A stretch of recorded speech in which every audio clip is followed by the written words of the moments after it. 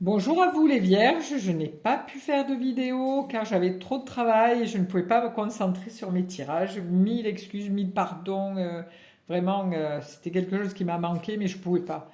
Je pouvais pas me concentrer sur le tirage, faire les choses comme j'aime les faire. J'essaie de toujours être juste et d'être en accord avec moi-même et je veux faire les choses bien même si c'est parfois un peu raté, mais voilà, j'essaie toujours de faire de mon mieux. Voilà, donc je reprends aujourd'hui le tirage pour la semaine du 23 juillet au 30 juillet.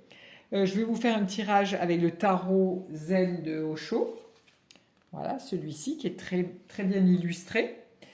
Euh, je répète toujours que les tirages ne peuvent pas parler à tout le monde, que voilà, quand vous écoutez, vous prenez ce que vous avez à prendre, ce qui vibre, ce qui vous connecte avec votre intérieur.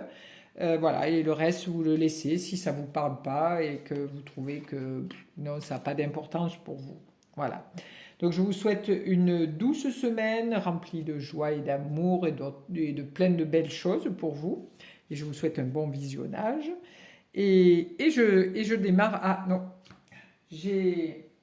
je me suis acheté un petit oracle, le petit oracle des fées de Claire Duval. Je ne fais pas de pub, mais voilà, c'est un truc que j'ai acheté cette semaine et que je trouve sympa. Donc je vais vous tirer une petite carte pour votre semaine.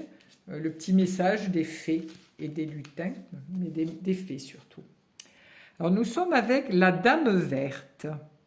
Il est temps pour toi de te ressourcer dans la nature, auprès des énergies féeriques. Même le plus petit coin de verdure abrite le merveilleux et te sera profitable. Alors donc, mesdames et messieurs vierges, hop, on se met au vert. On se met au vert qui est la couleur du cœur et de l'amour. Donc, on va se mettre au vert. Je suis moi-même du signe de la Vierge et donc je sais de quoi je parle. Voilà. Donc, pourquoi pas porter de la couleur verte, aller à la campagne, c'est toujours cool. Voilà, alors je vais vous tirer une carte pour l'énergie intellectuelle, une carte pour l'énergie émotionnelle, une pour l'énergie du bien-être et une pour le matériel. Alors le bien-être, ça inclut la famille, les amis, les amours, la santé, le sport. Enfin, c'est un gros packaging, hein, le bien-être. C'est tout même la lecture, la musique, tout ça. C'est tout ce qu'on aime faire, qu'on aime ressentir, hein. Le bien-être, c'est ouf, je suis détendu. Et ici, le matériel. Le matériel aussi, c'est aussi bien la vie matérielle de tous les jours que le matériel, l'argent, et que aussi le travail. Voilà, nous démarrons avec l'intellectuel.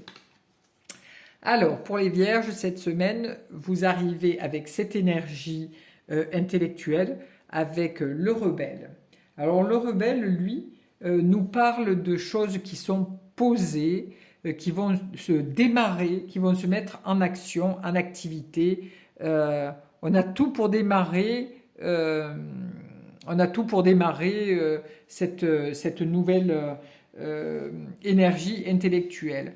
On casse les chaînes, les tabous, tout ce qui nous empêche un petit peu de nous sentir intellectuellement dans une élévation. D'ailleurs, on voit l'aigle qui arrive, qui vient susurrer à l'oreille de ce prisonnier qui a cassé ses chaînes. On voit cet aigle qui vient pour l'emmener vers les hauteurs de l'intellectuel. Voilà, on voit qu'il a son flambeau dans la main pour éclairer plus haut que la noirceur du bas. Voilà, intellectuellement, c'est une élévation. On a un serpent qui est là, présent, le serpent qui est le secret, tout ce qui est mystérieux aussi. Donc là, avec le rebelle, on nous donne vraiment des choses qui vont être concrètes, qui vont se poser, parce que là, on a cassé les schémas, les anciens schémas, et on va redémarrer sur quelque chose de constructif. Voilà, pour l'intellectuel. Ensuite, pour l'émotionnel. Alors, pour l'émotionnel, nous avons la vacuité. Émotionnellement, vous vous sentez peut-être un petit peu, madame et monsieur Vierge, un petit peu perdu, un petit peu dans cette noirceur de j'ai ma vie, j'ai personne dans ma vie, ou émotionnellement, ben, je suis touché parce qu'il m'arrive des choses un peu catastrophiques, ou, euh, ou émotionnellement, ben voilà, je viens de me faire plaquer par ma compagne ou mon compagnon, et c'est vraiment la noirceur, je suis au fond du puits, et c'est difficile pour moi. Donc émotionnellement, c'est le blackout là, hein. Mais il faut toujours penser que la lumière gagne sur l'obscurité. Donc cette vacuité est nécessaire d'aller au fond de soi, émotionnellement, rechercher cette lumière qui brille au fond de notre cœur, notre petite âme qui est quelque chose de lumineux, de merveilleux, de sensationnel, et qui nous permet de rebondir et de remonter à la surface, et de voir la vie plus lumineuse, et vraiment quelque chose, cette énergie d'amour qui nous porte. C'est vrai que parfois on est vraiment au fond du trou, oui, il n'y a rien qui va, voilà, et puis on se dit, mais merde, j'en ai marre, c'est toujours sur moi que ça tombe et tout. Non, non, tout le monde a la même chose. On passe tous par les mêmes vagues émotionnelles. On est un coup en haut, un coup en bas, un coup en haut, un coup en bas.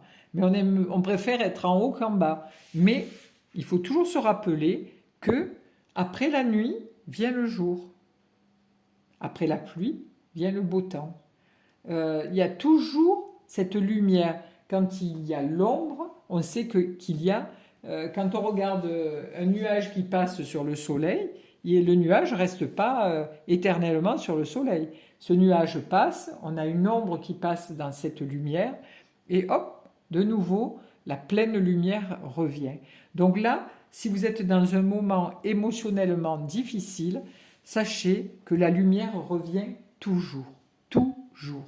Et cette vacuité, cette noirceur ou cette perte d'équilibre, hein, parce qu'on aime bien vivre en équilibre, mais cette perte d'équilibre vous permet de grandir, et dès que vous allez retrouver cette petite lumière qui va grandir, se nourrir d'amour et de joie, ça va grandir, ça va devenir quelque chose de magnifique, ça va être un soleil merveilleux.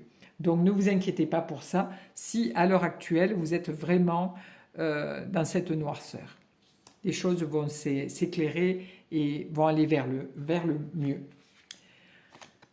Au niveau bien-être, alors au niveau bien-être qui comprend le sport, la santé, les voisins, les amis, les copains, la famille, enfin voilà, c'est... Alors au niveau bien-être, c'est le coup de foudre. Le coup de foudre, c'est... On apprend quelque chose qui va vous permettre de casser les codes. C'est-à-dire, ben, si vous faites de la course à pied, ben, peut-être que on va vous faire essayer, je sais pas moi, du vélo, du cyclisme, et puis vous allez dire, ben mince, ça fait 10 ans que je fais de la course à pied, mais le vélo, mais c'est génial, j'adore ça. Ou alors vous prenez, je sais pas, depuis un mois, vous prenez, je sais pas, vous mangez des céréales tous les matins, et là on vous dit, ah, mais si tu mangeais des fruits, ça serait peut-être pas mal. Et vous mangez ces fruits et vous vous apercevez que vous avez beaucoup plus d'énergie. Vous avez peut-être vos amis qui vous téléphonent et qui vous disent, oh ben tiens, on est dans la région, ben on vient quelques jours chez toi, et là, waouh, c'est super, c'était quelque chose d'inattendu, c'est vraiment quelque chose qui me donne la patate d'avoir mes amis qui viennent, ou ma famille, ou ma soeur, mon frère, mes neveux, mes nièces, ou peu importe, mais c'est waouh, ça c'est génial, ça va me booster, je suis trop contente, quoi. Ou alors simplement quelqu'un qui vous téléphone et qui vous dit, tiens, tu as envie d'aller au ciné ou aller manger à quelque part, tu veux qu'on aille à la plage, et ça vous rebooste, mais du feu de Dieu. Voilà. Donc le coup de foudre, c'est vraiment quelque chose qui vous tombe dessus, que vous n'aviez pas réfléchi à ça, et qui vous permet de de changer complètement de direction. Voilà. Mais dans le bien-être, et Voilà, c'est quelque chose qui vous tombe dessus, auquel vous n'y aviez pas pensé. Pour l'énergie matérielle. Alors, pour l'énergie matérielle, nous arrivons à l'achèvement, donc à la fin du cycle. Donc, l'achèvement, c'est voilà, c'est matériellement où je suis arrivé à la fin avec mon travail, j'en peux plus, je veux changer, donc j'envoie ma lettre de démission.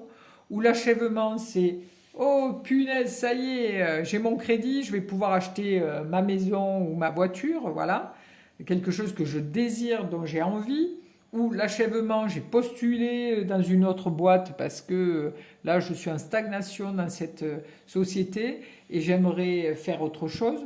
Et pof, la pièce manquante arrive, ça y est, la lettre arrive en disant ok, nous aimerions vous recevoir pour voir un petit peu quelles sont vos attentes et boum, ça y est, madame ou monsieur vierge, hop, il prend son petit baluchon et puis il va aller se faire son petit tour dans sa nouvelle ou future nouvelle boîte ou nouveau magasin ou peu importe ou alors l'achat de cette maison. Parce que le matériel, c'est maison, voiture, vacances aussi. Hein. Peut-être que vous aviez demandé pour une location et vous n'étiez pas certain de l'avoir. Et puis là, hop, on vous appelle ou on vous envoie un petit mail, un petit texto pour vous dire hop, ça y est, c'est bon, vous pouvez venir. Voilà. Voilà pour les vierges, ce beau petit programme. Bon, ben, j'espère que ça vous a plu et je vous souhaite donc une très belle semaine. À bientôt.